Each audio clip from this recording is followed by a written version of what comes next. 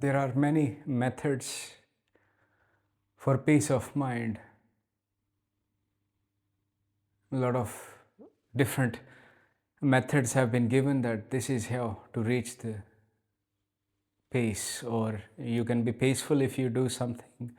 You can be peaceful if you read scriptures. You can be peaceful if you go to some isolation somewhere in the Himalayas, somewhere in the reserve. But you don't have to do anything for peace of mind, because peace of mind means peace from mind. Because even if you go away to a reserve area, or you do something, you sit down and read a scripture, the world remains as it is within your mind. That's how you see the world. You can't change day into night, night into day, cold into hot, hot into cold,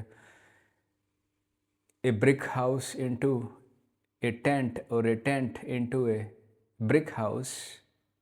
Just the way things are, the way they are. There is nothing to change there.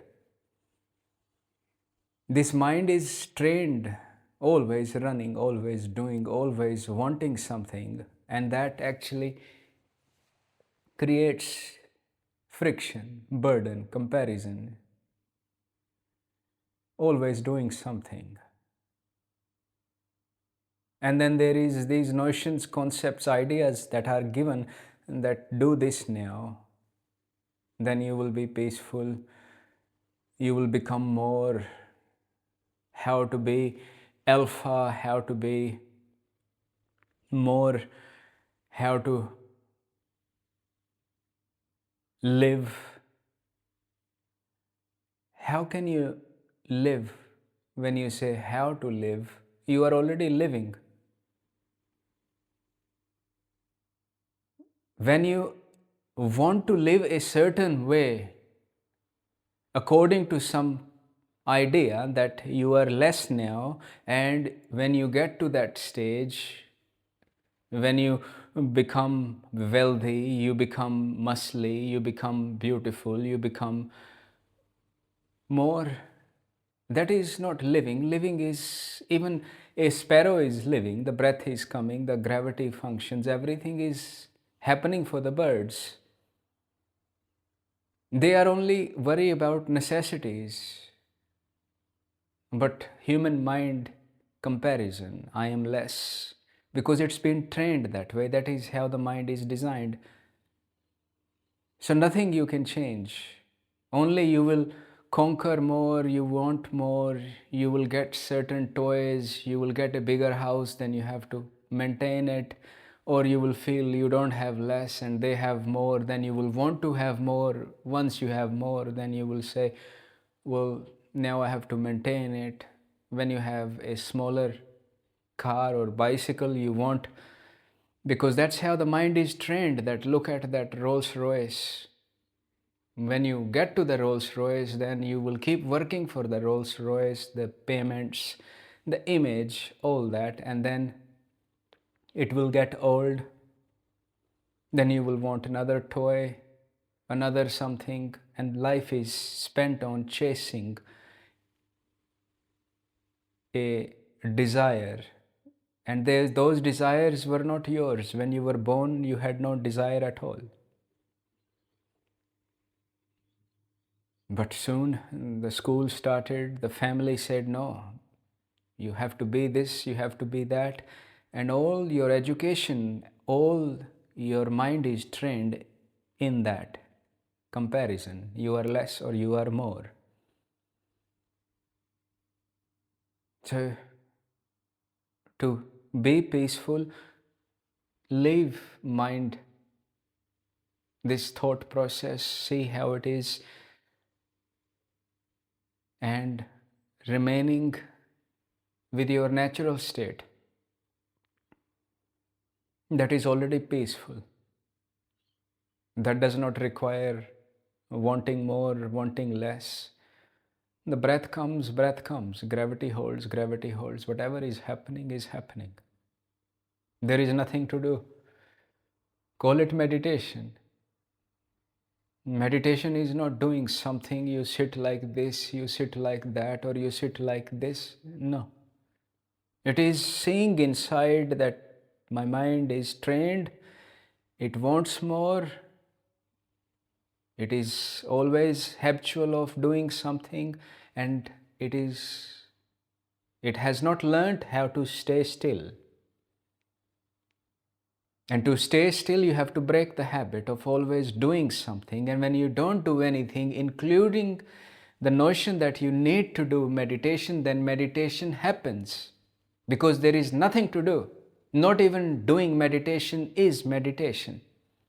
Then you simply just hear. Nothing to do. Meditation happens. And in this, there is peace, there is love, there is no problem. When you start flowing with the thoughts, comparison will come again. And then you will be again burdensome, suffering, comparison, all that. Even things that you have been trained that sports are really good for you, they are not different than wars. Mind is difficult to understand. For the mind, it is difficult. Because even that, in mentally you are fighting with other. You still get upset when you get bowled, or you are playing cricket, you get bowled and you get upset. And if you win, you get happy. So you flow between happy and sadness. They are the same, no difference. They are two sides of the same coin. Wanting happiness is sadness because happiness cannot remain. Even being happy that I am healthy today is problemsome because this body will not remain as it is today or how it was yesterday. It is getting old, and this is how the mind is trained. Old is not good, always youth, desiring for young age, desiring for new. So, using the mind, using the methods is again remaining in the troublesome. The only way is to just, for some time, don't use your mind or don't flow with the thoughts. See the thoughts coming and going. Because everything you do, you need thoughts. You cannot do anything without thinking. Even seeing something requires some sort of thought process. The clouds, there is a thought that these white things that are floating on the sky is called cloud. But when there is sun, then you will think, oh, it's sunny, then it's hot, it is not hot, I am hot, it is not good. The whole process starts. Just like this, everything is the same way. But for some time, you're not looking outwardly about clouds, about all the things that your senses are busy with, hearing, touching. You simply just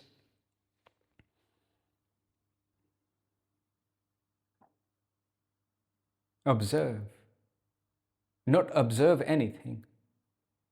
Observe the observation itself. Be aware of awareness itself. And there is no mind. It is beyond mind. The place where mind rises from, that is the safest place. Anything that you do or anyone who tells you to do, you are going on the direction of the same troublesome suffering, death, birth, all that. Today you will be happy, tomorrow something will happen, and then again those happiness are gone because they are based on condition.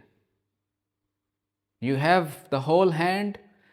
Imagine 2 fingers cut. What happens to the happiness? You have 3 fingers now. You will not be happy.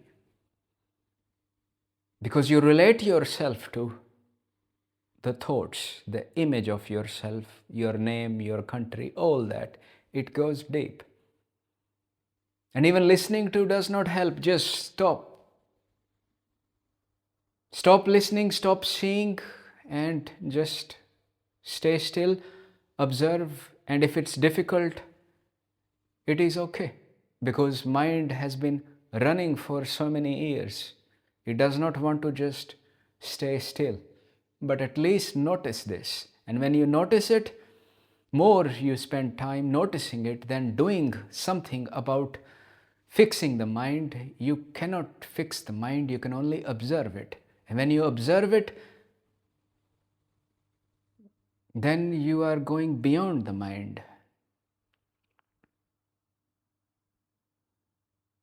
Then mind becomes helpful. What is mind?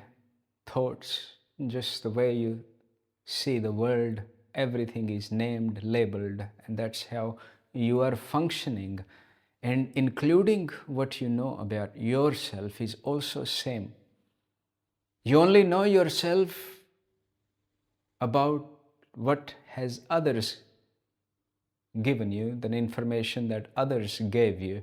When you came, you had no name, no religion, no race, no country, no this, no that. Slowly you learned that, and what you have learned, you are functioning with that learning. And it is useful, but the same learning can also cause a lot of problems when it is taken as me. What you have learned about yourself, not about the world, that is problemsome. And only way to go beyond and know your true self is to leave the mind and see who is thinking, who is aware, what is that which is functioning within the vessel, beyond what you have learned, the name, the religions, the caste, all that.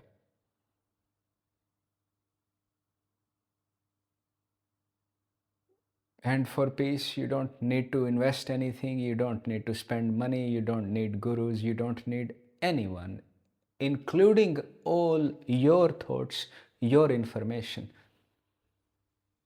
Because that mind itself sees everyone, and the mind itself believes that someone can give you happiness, some gurus, some teachers, some scripture, some temples. What they can give you? Can they give you this breath that is happening right now? Can they change the gravity? Can they give you this space? Can they beat your heart for you? Can they circulate the blood which is happening? What else is life? It is already happening. But mind is busy. That's all. And when you see that, then you can appreciate life. That which is necessary, because otherwise you will spend all these breaths on getting things. They are getting old as you buy them. You buy a new car, the moment you drive out, it's getting old, and after 5-6 years, you will lose interest. Same with every physical thing, including relationships. But there is something beyond physicalness, as the mind understands. There and here, now, is peace, rest, no problems, and no one can give you anything, and you cannot give this to anyone. Everyone is equally present with this light which has no name. Even the light is not right. That essence, that what makes you move, what functions within, what when leaves the body, body cannot function. But you relate yourself to this body, to this image, to the name, to the religion, to all that that your mind has learned. That's why empty the cup. When it is empty, then you can see clearly. And to empty the cup, you don't need any effort. It is not like lifting the cup and emptying it. When you don't use your mind, that is already the process of emptying it. Emptying it. Anything you do, you're adding more to the already filled cup. Because anything you do requires thought. Thought, all the notions, concept, ideas, you require mind, and then the same game continues.